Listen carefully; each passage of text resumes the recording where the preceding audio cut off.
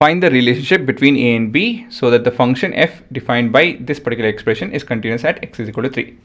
ಇಲ್ಲೇನು ಕೇಳ್ತಾ ಇದ್ದಾರೆ ಅಂತ ಹೇಳಿದ್ರೆ ಎಕ್ಸು ಮತ್ತು ಎಕ್ಸ್ ಅಲ್ಲ, ಎ ಮತ್ತು ಬಿ ನಡುವೆ ಇರುವಂಥ ಎಕ್ಸ್ಪ್ರೆಷನ್ ಕೇಳ್ತಾ ಇದ್ದಾರೆ, ವ್ಯಾಲ್ಯೂಸ್ ಅಲ್ಲ. ಒಂದು function continuous at a point ಅಂತ ಹೇಳ್ತು ಅಂದರೆ ಅದು ಬಿಹೇವಿಯರ್ ಹೇಗಿರುತ್ತೆ?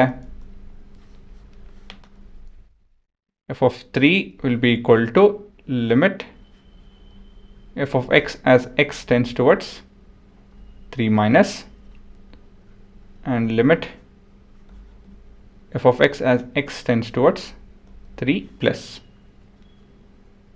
ಅಲ್ವಾ? ಈ ರೀತಿಯಲ್ಲಿ ನಾನು ಈ ಮೂರು ಲೆಫ್ಟು ಮತ್ತು ರೈಟ್ ಅಪ್ರೋಚು ಮತ್ತು ಆಟ್ 3 ಈ ಮೂರು ಈಕ್ವಲ್ ಇರುತ್ತೆ ಅಂತ ಹೇಳಿ ಹೇಳ್ಬೋದು. ಸರಿ ತಾನೆ? ಈಗ ಸಬ್ಸ್ಟಿಟ್ಯೂಟ್ ಮಾಡ್ತು ಅಂತ ಹೇಳಿದ್ರೆ ನನ್ನ ಉತ್ತರ ಈ ರೀತಿಯಲ್ಲಿ ಕಾಣುತ್ತೆ. ಸೊ ಆಟ್ 3 ಬಂತು ಅಂತ ಹೇಳಿದ್ರೆ ಈ ಎಕ್ಸ್ಪ್ರೆಷನ್ನು, ಲೆಫ್ಟ್ ಸೈಡಿಂದ ಅಪ್ರೋಚ್ ಮಾಡ್ತು ಅಂತ ಹೇಳಿದ್ರೆ ಇದೇ ಎಕ್ಸ್ಪ್ರೆಷನ್ ಮತ್ತೊಂದು ಸತಿ, ಮತ್ತು ರೈಟ್ ಹ್ಯಾಂಡ್ ಸೈಡಿಂದ ಅಪ್ರೋಚ್ ಮಾಡ್ತು ಅಂತ ಹೇಳಿದ್ರೆ ಈ ಎಕ್ಸ್ಪ್ರೆಷನು ಬಿ ಎಕ್ಸ್ ಪ್ಲಸ್ 3 ಅಲ್ವಾ?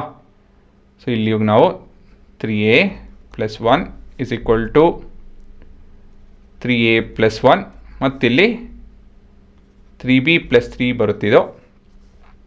This is an direct substitution.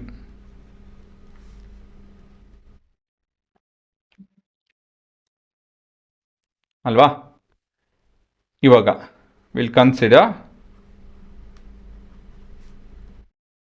Second and third expression. Actually ಇವೆರಡು, ಯಾಕಂತ ಹೇಳಿದ್ರೆ ಮೊದಲನೇದು ಎರಡನೇದು ಅದೇನೂ ಉಪಯೋಗ ಬರೋಲ್ಲ ಅಲ್ವಾ? So 3a plus 1 is equal to 3b plus 3. ಇದು ಸ್ವಲ್ಪ ರೀಅರೇಂಜ್ ಮಾಡ್ತು ಅಂತ ಹೇಳಿದ್ರೆ ಅದೇ ನಮ್ಮ ಉತ್ತರ. So 3a minus 3b is equal to 2. ಆಯಿತಾ ಹುಡುಗರ? So this is our answer.